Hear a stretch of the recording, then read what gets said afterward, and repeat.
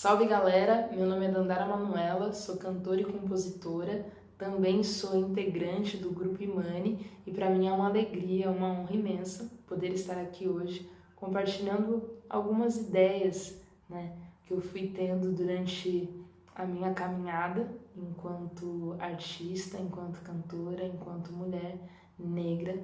E nesse grupo, parece que tudo se potencializa por conta desse encontro, que é muito poderoso mesmo, entre 4 mulheres negras que se juntam com suas vozes, com as vozes de suas avós e também com as vozes de nossas ancestrais.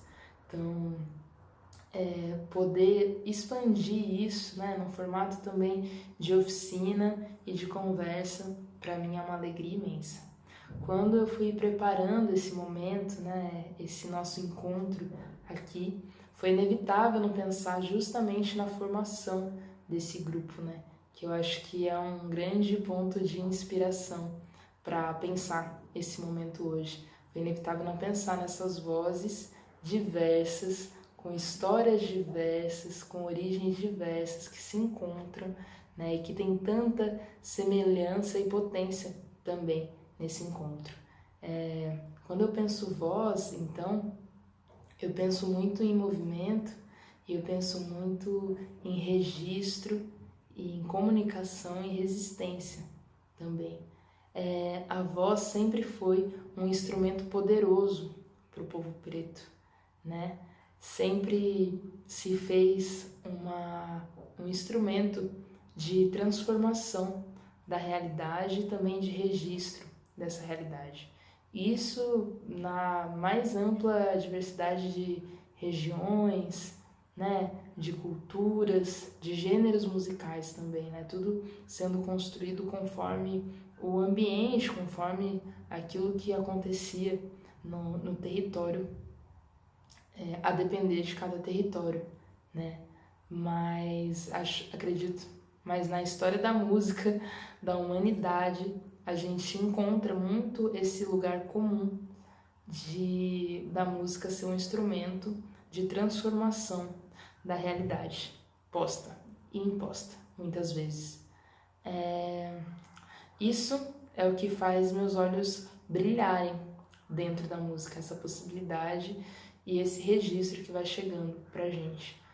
Pensando no Brasil, a gente pode citar alguns gêneros que trazem isso de forma muito latente, nas suas letras, nas suas formas e nas suas vozes. Então, o samba, sem sombra de dúvidas, para mim é um gênero que tem isso muito forte. O samba reggae tem isso muito forte. O funk, o rap e vários outros gêneros musicais, mas eu não quero exatamente falar sobre gênero ou até correr o risco de colocar em caixinhas. O que eu quero hoje, a partir desse ponto, é começar a falar da música e da voz do lugar da escuta, o lugar de quem percebe, o lugar de quem sente, Percepção, eu acho que é um bom termo para a gente usar aqui. A voz é um dos poucos instrumentos que todo mundo tira de ouvido. Eu digo isso porque, normalmente, se você vai começar uma aula de algum instrumento, por exemplo, violino, e você não aprendeu antes, em algum lugar tocar o violino, o professor dificilmente vai te entregar um violino na mão e vai falar: toca aí uma música. Já o canto, já a nossa voz, é um instrumento bastante acessível, no sentido que todo mundo que tem voz consegue cantar alguma coisa, O que a gente pode fazer nos encontros e nas aulas de canto é moldar esse instrumento para que seja usado no máximo da sua saúde, no máximo da sua potência. Entretanto, todo mundo já sabe cantar, todo mundo que tem voz consegue cantar. Então, eu já acho isso de uma beleza gigantesca. A acessibilidade, a força cultural com que a voz está presente nas nossas manifestações culturais, nas nossas dinâmicas familiares, nas nossas manifestações espirituais também, muitas vezes, e até religiosas. Então é algo assim que a gente acaba aprendendo organicamente durante o processo da nossa vida.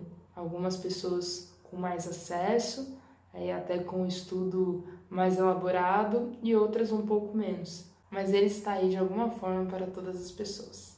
E aí o que eu quero dizer com escuta ativa é te convidar para perceber ainda mais essas sonoridades, essas músicas, esses cantos que te cercam, né? Quais são os artistas que você gosta, quais são as vozes que te tocam, que rasgam teu peito, que entram no teu coração, quais são as mensagens e as letras que comunicam e falam com você, né? Esse é o convite que eu quero fazer. Pode até dar uma pausada aí no vídeo, dar uma olhadinha nas suas playlists, ou criar uma playlist, ou pegar um caderno e fazer uma anotação sobre quais nomes são esses, né? Quais são as pessoas que têm falado com você através da voz. Depois disso, eu quero te contar um pouquinho, então, sobre os caminhos da voz, né? Então, o primeiro de todos, como eu falei, no meu ponto de vista, é a escuta, tá? É a percepção do som, é deixar esse som entrar dentro de você, entrar dentro do seu coração. A partir disso, a gente começa a estar aptos e aptas a reproduzir, né?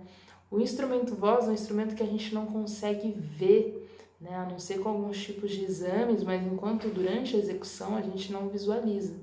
Então a escuta é muito importante nesse sentido para que a gente consiga perceber e aí tentar encaixar e tentar reproduzir a nossa maneira com a nossa identidade. Depois desse ponto, eu quero falar de respiração. E respiração é uma coisa que me encanta muito também quando a gente pensa a voz, né?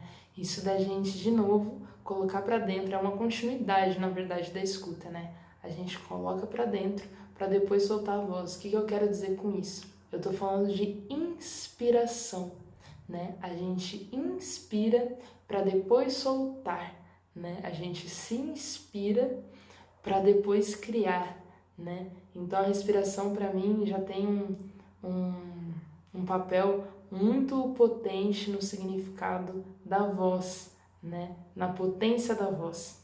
Então, dito isso, eu gostaria de te convidar para respirar aí tranquilamente, tentar relaxar, sentar confortável, de peito aberto. Não precisa inclinar para frente, mas simplesmente abrir o peito, deixar os ombros relaxados, inspirar e soltar o ar. Mais uma vez. Outra. A respiração do canto, né, é uma respiração diferenciada, né? E diferenciada não porque é algo surreal nem nada disso, mas porque dentro dessa sociedade a gente acaba aprendendo nas correrias da vida, numa dinâmica de bastante ansiedade e atropelos, a respirar com uma certa ansiedade, tensionando os ombros, erguendo tudo. E essa respiração acaba não sendo a mais potente, né? A respiração mais potente é a respiração do bebezinho. Quando o bebê é bem criancinho, a gente vê a barriguinha dele subindo e vê a barriguinha descendo, né? Ali a gente entende a sabedoria do corpo humano, tá? Então, na respiração do canto, a gente vai ouvir algumas nomenclaturas como respiração diafragmática ou intercostal, tá? Eu prefiro aqui, trazendo, já que a gente não vai aprofundar tanto, chamar de respiração baixa. Então, tendo esse conceito de respiração baixa, a gente simplesmente não vai subir muito o peito e erguer os ombros e ter toda essa tensão que, na verdade, a gente só acaba prendendo o ar e não respirando profundamente, tá? Então, a gente vai fazer essa respiração baixa, tentando não erguer essa parte de cima, nem tensionar os ombros e soltar em S. Tá bom? Convido você a fazer isso junto, tentando estar bem relaxada, bem relaxado, bem relaxada. Vamos lá.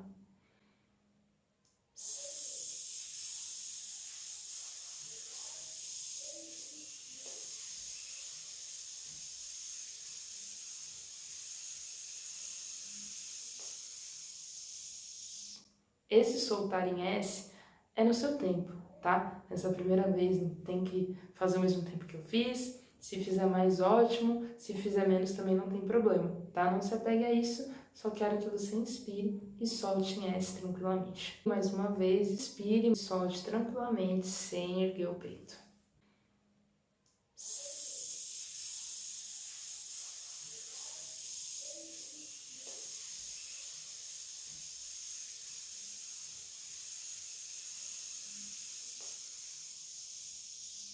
Lembrando que a respiração do canto é uma respiração mista, né? A gente vai inspirar pelas nossas narinas, mas a gente também vai inspirar pela boca, inclusive pensando a agilidade, né, que a gente precisa muitas vezes no meio das frases e tudo mais. Então isso vai facilitar um pouco o nosso processo.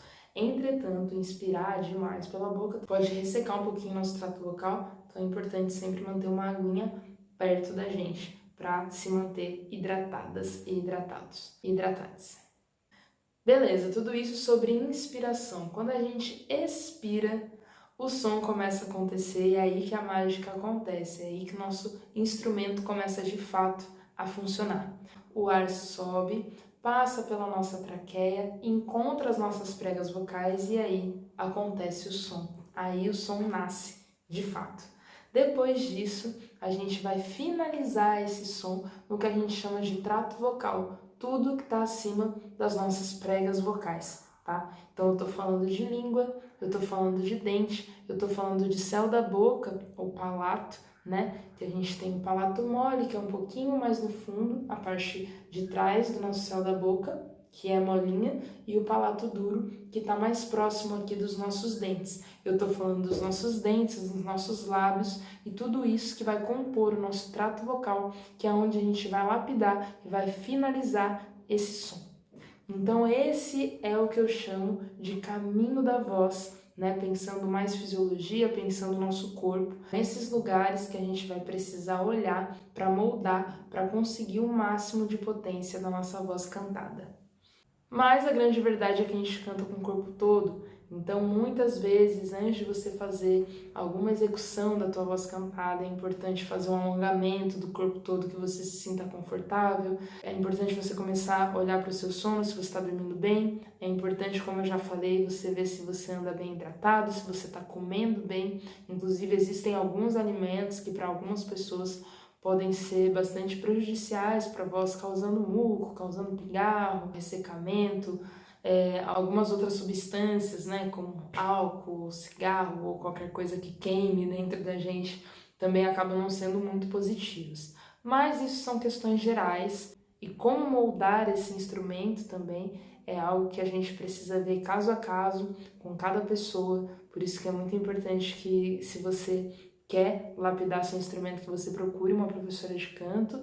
Inclusive, quero dizer que as integrantes cantoras do Imani dão aula de canto, né? E caso a gente não tenha disponibilidade, a gente também tem outras pessoas de confiança que a gente pode encaminhar vocês. Então, qualquer coisa, entre em contato com a gente. Mas esse é um mapeamento geral, um pouquinho, para a gente conhecer, né? E saber um pouco mais desse nosso instrumento. Para além disso, agora eu gostaria de convidar você a refletir sobre o início da nossa conversa no sentido de pensar, né? Qual que é a potência da nossa voz? Qual que é a potência da sua voz, né?